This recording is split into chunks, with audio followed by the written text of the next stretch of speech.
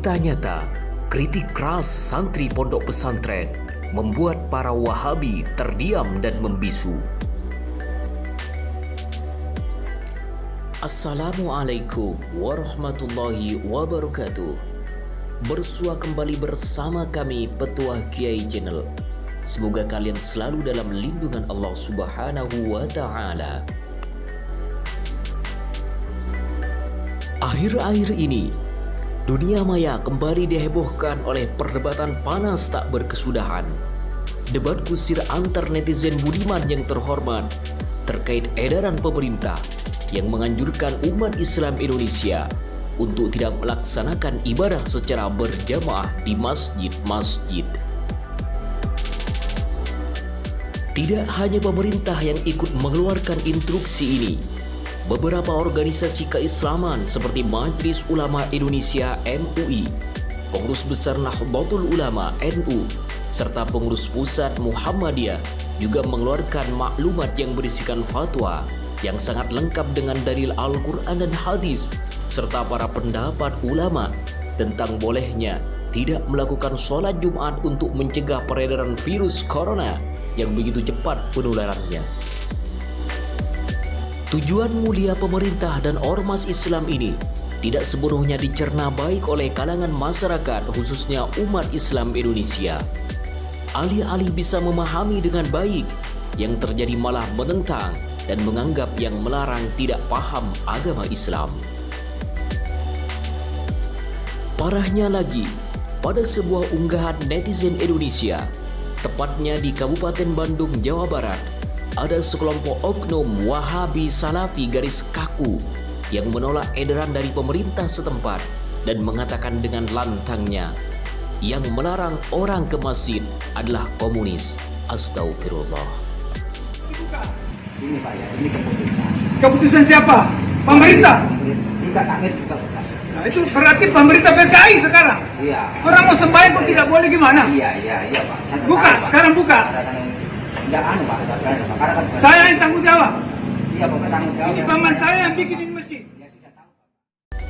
Tidak hanya itu, di berbagai obrolan sosial media seperti WhatsApp Group, di mana di situ ada kelompok Wahabi Salafi garis kaku, selalu menolak dengan dalih macam-macam yang tidak jelas. Di saat pemerintah berupaya mencegah penularan COVID-19, ada saja kelompok yang sangat ngeyel menolak dengan berbagai dalih. Oleh karenanya, atas dasar kegelisahan ini, salah satu kader umat dari ormas terbesar Indonesia, Nahdlatul Ulama, melihat penolakan ini sebagai bentuk bagian dari membodohi masyarakat Indonesia, khususnya umat Islam Indonesia. Maka atas dasar itu, salah seorang santri pondok pesantren akhirnya mengkritik para Wahabi garis kaku ini yang telah terang-terangan menolak terhadap edaran para ulama untuk tidak mengerjakan sholat Jumat dan sholat berjamaah di masjid. Sebagaimana dilansir dari media NU Nahdlatul Ulama nuonline.com, salah seorang santri di pondok pesantren Nahdlatul Ulama berhasil mengkritik para Wahabi yang menolak surat edaran pemerintah serta para ulama untuk tidak mengerjakan sholat Jumat dan juga tidak mengerjakan sholat berjamaah di masjid.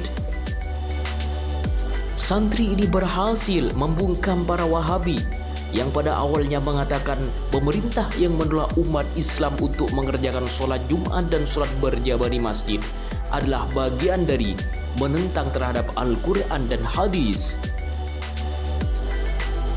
Berikut adalah kritikan yang ditujukan kepada para Wahabi Indonesia. Setelah menyaksikan pemerintah Saudi Arabia memerintahkan agar masjid-masjid di Arab Saudi dikosongkan, kecuali Masjidil Haram dan Masjid Nabawi, masihkah kaum Wahabi Salafi di Indonesia menuduh Nahdlatul Ulama sebagai kelompok Ahlul Bid'ah? Setelah menyaksikan pemerintah Arab Saudi melarang umroh, tawaf dan sa'i, masihkah kaum Wahabi di Indonesia menuduh NU sebagai kelompok Ahlul Bid'ah? Lalu, setelah mendengar Menteri Urusan Agama Islam Arab Saudi memerintahkan sholat jenazah di kuburan, masihkah kaum Wahabi di Indonesia menuduh bahwa Nahdlatul Ulama sebagai kelompok ahlul bid'ah? Setelah negara Qatar dan Uni Emirat Arab menutup semua masjid, masihkah kaum Wahabi di Indonesia menuduh Nahdlatul Ulama sebagai kelompok ahlul bid'ah? Santri ini menambahkan, bukankah menutup masjid, melarang umroh serta tawaf dan sa'i, dan mensolatkan jenazah di kuburan itu adalah bid'ah tidak pernah dicontohkan oleh Nabi Muhammad SAW? Bukankah Nabi Muhammad SAW serta para sahabat dan generasi salafuna as-solih tidak pernah melakukan hal yang demikian? Mengapa kaum Wahabi di Indonesia diam seribu bahasa menyaksikan bid'ah terbesar yang dilakukan oleh negara-negara sunnah di Arab? Ataukah apakah kaum Wahabi di Indonesia tidak punya istilah syar'i untuk membenarkan bid'ah tersebut? Ia menambahkan, kemudian ketika mendengar Hay'ah Kibarul Ulama Arab Saudi, ulama senior Al-Azhar, Lembaga Fatwa Qatar, Kuwait, Uni Emirat Arab dan MUI mengeluarkan fatwa agar mengganti sholat Jumat dengan sholat zuhur, menghimbau agar masjid-masjid tidak menyelenggarakan sholat berjamaah, merenggangkan shaf sholat dengan jarak 1-4 meter, membawa sejadah sendiri-sendiri, membasuh tangan dengan cairan sanitizer setelah wudhu. Masihkah kaum Wahabi mengatakan bahwa Nahdlatul Ulama organisasinya ulama-ulama liberal? Santri kawakan ini menambahkan, bukankah mengganti sholat Jumat dengan sholat zuhur karena alasan kemaslahatan, menghimbau masjid-masjid tidak menyelenggarakan sholat berjamaah, merenggangkan shaf sholat, membawa sejadah sendiri, dan membasuh tangan dengan cairan sanitizer setelah wudhu, semua adalah pemikiran orang liberal?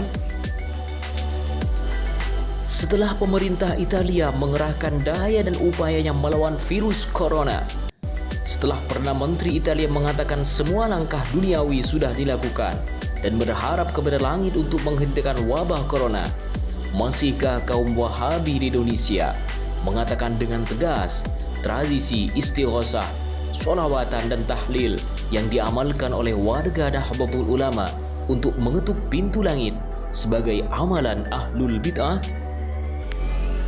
Kaum Wahabi di Indonesia diam seribu bahasa, seolah-olah membenarkan bid'ah yang dilakukan negara Arab Saudi yang sebenarnya adalah bid'ah hasanah, karena mereka tidak mau mengakui kebenaran dan keberadaan bid'ah hasanah. Bid'ah hasanah yang sudah ada sejak zaman Nabi, sahabat serta salafuna as-solih. Santri ini menambahkan bahwa Al-Hafidh Ibnu Hajar Al-Asqalani, salah satu ulama muhaddis yang terkenal di masanya, mengatakan dalam kitab Fathul Bari, dan yang pasti bid'ah itu jika masuk di bawah yang dianggap baik dalam syara, maka ia adalah hasanah, dan jika masuk di bawah yang dianggap buruk dalam syara, maka ia adalah buruk, dan jika tidak masuk dalam keduanya, maka ia bagian dari hal yang mubah, dan bid'ah itu terbagi kepada hukum yang 5. Pada akhir pernyataannya, sang santri yang berani membungkam para Wahabi ini menutup bahwa bid'ah hasanah itu ada dan syar'i, tanpa disadari oleh kaum Wahabi Salafi, khususnya Wahabi Salafi Indonesia, telah mengamalkan dan melaksanakan bid'ah hasanah. Bukankah Wahabi Salafi adalah ahli bid'ah? Sebuah kritikan yang sangat dahsyat yang datangnya dari seorang santri pondok pesantren yang berani membungkam para Wahabi Salafi yang selama ini menolak terhadap amaliyah-amaliyah yang dianggap mereka sebagai amaliyah menyimpang dari ajaran Nabi Muhammad SAW. Melalui tayangan ini, semoga kita semua diselamatkan dari virus-virus yang mematikan, serta kita diselamatkan dari virus faham Wahabi Salafi.